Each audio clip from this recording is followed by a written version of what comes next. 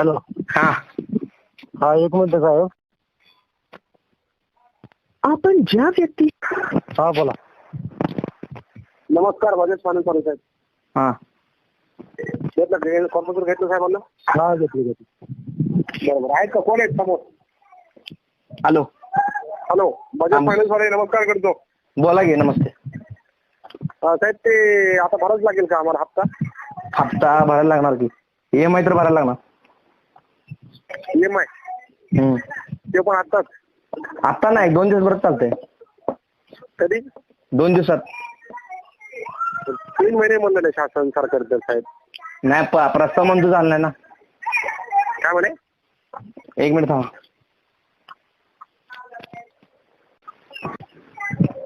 Hello. हा, प्रस्ताव मंजूर कुठे झाले की? काय झालंय? प्रस्ताव मंजूर झाला नाही ना. मंजूर नाही झाला? नाही झाला. बरं, आता कायदेशीर बोलायचं त्यामुळे वरिष्ठांशी बोलायचं का तुमच्याशी बोलायचं? कारण आता रेकॉर्डिंग चालू करा तुमची. माझा परिचय देतो आणि रेकॉर्डिंग चालू ठेवा. तुम्हाला पण काम येईल, मला पण काम येईल. उद्या हे नको की मी चुकीचं बोललो किंवा तुम्ही चुकीचं बोललो. रेकॉर्डिंग चालू करा. बोला. प्रस्ताव नाही आला असं म्हणले असतील ना मालक? काय तुमचं जर म्हणणं असेल प्रस्ताव नाही आलाय साहेब, तर अख्खं आयुष्यभर तुमची सेवा चाकरी करेल पाय दाबेल साहेब. माझं नाव आहे ॲडव्होकेट वाजेद खान. काय तुम्ही बोलेल प्रस्ताव नाही आलाय साहेब कसा? बोला साहेब बोललो. आता बोला, काय माझं म्हणणं प्रस्ताव आलाय तसं. आता बोला पुढचं काय. कोण आहे तुम्ही? आता कसा आलाय ते पण दाखवतो. माझं नाव आहे ॲडव्होकेट वाजेद खान. गुगलला चेक करू शकतात. रेकॉर्डिंग चालू ठेवा मला. प्रस्ताव नाही आला म्हणलं तुमचं? हॅलो. हा, बोला ना. बोला सर, काय बोलू? मग प्रस्ताव नाही आलाय असं तुमचं म्हणणं आहे. माझं म्हणणं प्रस्ताव आलाय. प्रस्ताव आलाय. प्रस्ताव दाखवायचा तुम्हाला? हा, दाखवायचा अगोदर. बाकी GR गव्हर्नमेंटचा वगैरे नंतर दाखवतो. पहिला प्रस्ताव तुमची बजाजची वेबसाईट उघडा. वेबसाईटवर तुम्हाला एक गोष्ट सांगितली की अगोदर जे पक्षकार आहेत तुमचे, क्लायंट आहेत तुमचे, त्यांना मेसेज करा अगोदर. मेसेजमध्ये ते भरतायत की नाही भरतायत, येस ऑर नो त्यांची परवानगी घ्या. पहिलं हे दिलं पोराला. आता पुढचं बोला तुम्ही. काय बोलता? तुमचं म्हणणं ऐकलं, माझं पण शांत पद्धतीने बोललो. आता बोला मला काय. तुम्ही सरासरी बोला आमच्या. हा, त्यामुळेच अगोदर विचारलं होतं की तुमच्याशी बोला की साहेबांशी बोला. बोला, सरासरी बोला आमच्या. द्या साहेबांना नंबर द्या साहेब.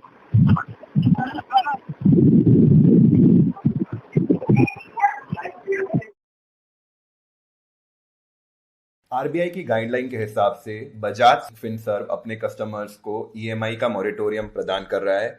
और हमारी इस सीरीज में, जिसमें हम काफी सारे बैंक्स कवर कर चुके हैं, अब पहली बार एक एनबीएफसी को कवर करने जा रहे हैं और समझाने वाले हैं कि किस तरीके से आप ईएमआई मॉरेटोरियम बजाज फिनसर्व के अगर आप कस्टमर हैं तो ले सकते हैं। इस एपिसोड में हम कुछ इंपॉर्टेंट एफएक्यूज कवर करेंगे जिसको आपको जान लेना बहुत जरूरी है इससे पहले कि आप मॉरेटोरियम के अप्लाई करें, और किस तरीके से आप अपने लोन के ईएमआई को कैंसिल कर सकते हैं। तो आइए इसको डिस्कस करते हैं। अगर आप किसी और बैंक या किसी और एनबीएफसी का प्रोसेस जानना चाहते हैं तो जरूर हमें नीचे कमेंट्स में बताइएगा। हम आपके कमेंट्स के फीडबैक के अनुसार ही उन बैंक्स को कवर कर रहे हैं जिनकी आपको सबसे ज्यादा जरूरत है।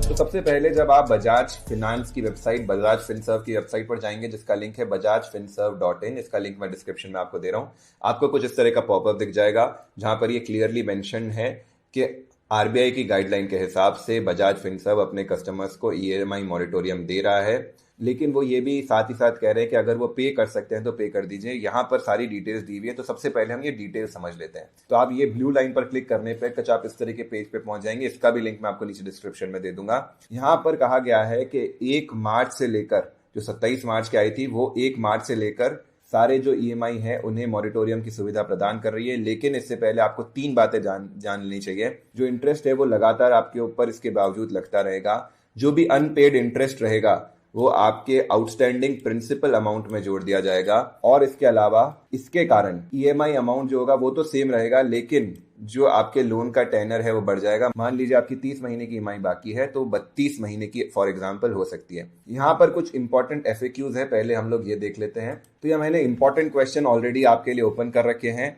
कौन से महीने के लिए ईएमआई मुझे मॉरेटोरियम मिलेगा? मार्च, अप्रैल और मई महीने के लिए मिलेगा। कैसे मैं अपनी रिक्वेस्ट पेश कर सकता हूँ? आप मेल डाल सकते हैं vcare@bajajfinserv.in और अपनी मॉरेटोरियम की रिक्वेस्ट इसके साथ डाल सकते हैं। आपकी एप्लीकेशन को इवेल्युएट करके जो पॉलिसी के अनुसार अगर आपको मॉरिटोरियम मिलना चाहिए तो मिलेगा। इसमें इंपॉर्टेंट बात यह है कि अगर आपके 2 से ज़्यादा इंस्टॉलमेंट ड्यू हैं तो आपकी एप्लीकेशन रिजेक्ट की जा सकती है।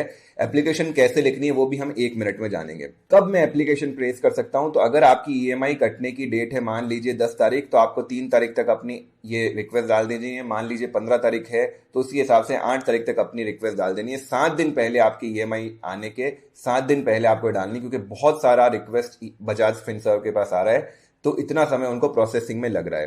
क्या मुझे कम्युनिकेट किया जाएगा अगर रिक्वेस्ट एक्सेप्ट हो गई है? जी हाँ, आपको कम्युनिकेट किया जाएगा अगर आपकी रिक्वेस्ट एक्सेप्ट हो गई है। जो भी टर्म्स एंड कंडीशन होगी वो पहले के हिसाब से चलेंगी। अगर मुझे ईएमआई मॉरिटोरियम नहीं चाहिए तो मैं क्या कर सकता हूँ? अगर ईएमआई मॉरिटोरियम नहीं चाहिए, अगर आप अब रेगुलरली अपनी ईएमआई पे करना चाहते हैं तो कोई भी एक्शन लेने की जरूरत नहीं है। आपका जिस तरह से डिडक्शन चल रहा था उसी तरह डिडक्शन चलता रहेगा। जैसा मैं पहले भी बता चुका हूं, सभी बैंक्स और सभी एनबीएफसीज एनकरेज तो यही कर रहे हैं कि आप अपनी ईएमआई देते रहें। मेरा अकाउंट जो है वो आरबीआई के अनाउंसमेंट के समय ही डेबिट हो गया है, तो इसमें लिखा है कि जब तक कि कस्टमर अपना ईमेल नहीं डाल देता है तब तक ये अमाउंट डेबिट होता रहेगा। इसलिए एप्लीकेशन डाले बिना ऑटोमेटिकली कैंसिल नहीं होगा। अगर मैंने नो कॉस्ट ईएमआई ले रखी है तो उसका इंटरेस्ट किस तरीके से रिकवर किया जाएगा? अगर नो कॉस्ट ईएमआई भी है तो भी इस समय उस पर इंटरेस्ट लगेगा। इंटरेस्ट ऑन मोरिटोरियम करके एक अलग से स्टेटमेंट आपके पास आएगा जिसका आपको इंस्टॉलमेंट पे करना पड़ेगा अपने रेगुलर इंस्टॉलमेंट के अलावा। क्या मेरी ईएमआई बैंक से ऑटो डेबिट होगी? यहाँ लिखा है कि बजाज फिनसर्व बेस्ट कोशिश कर रहा है कि वो सारे रिक्वेस्ट जो उनके यहाँ सारी उनको कैंसिल कर दे, लेकिन फिर भी ऐसी गलती उनके साथ हो सकती है। इसलिए आपसे निवेदन है कि आप समय पर एटलीस्ट 7 दिन पहले अपनी रिक्वेस्ट जरूर डाल दें। तो ये सारे इंपॉर्टेंट क्वेश्चन हो गए। अब जो इन्होंने प्रोसेस बताया ऊपर जहां पर आपको मेल करना है, हम एक बार मेल का प्रोसेस समझ लेते हैं किस तरीके से आप मेल बना सकते हैं। तो मैंने आपके लिए एक सब्जेक्ट मेल ड्राफ्ट किया है। सबसे पहले ध्यान दीजिएगा, इसको अपनी रजिस्टर्ड ईमेल आईडी से ही भेजिएगा। जो भी ईमेल आईडी आपके बजाज फिनसर्व में रजिस्टर्ड है उसी से भेजिएगा। आप सब्जेक्ट में लिखिएगा रिक्वेस्ट फॉर लोन मॉरिटोरियम। नीचे आप यहाँ लिखेंगे sir I have an existing loan with your organization. My details are as follows. सबसे पहले आप यहाँ अपनी कस्टमर आईडी या फिर लोन आईडी लिखिएगा, उसके बाद अपना रजिस्टर्ड ईमेल आईडी लिखिएगा, उसके बाद मोबाइल नंबर लिखिएगा। तीनों चीजें इसके आगे आप फिल कर सकते हैं।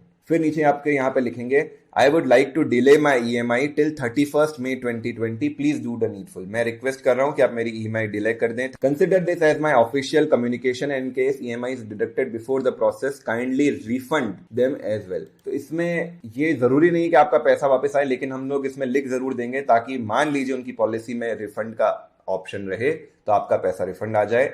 ये एज इट इज आप मेल यहाँ पे प्रॉपर अपनी इंफॉर्मेशन मिल के थैंकिंग यू और नीचे अपना नाम लिख के आप vcare@bajajfinserv.in पर भेज दीजिए और तुरंत भेज दीजिए ताकि आपका ईएमआई का डिडक्शन नहीं हो अगर आप नहीं चाहते हैं तो दोस्तों उम्मीद करता हूँ ये एपिसोड आपको काम का लगा होगा। अगर आपको लगता है कि हम इसी तरह के और एपिसोड आपके बैंक के लिए बनाए तो हमें नीचे कमेंट करके जरूर बताइएगा।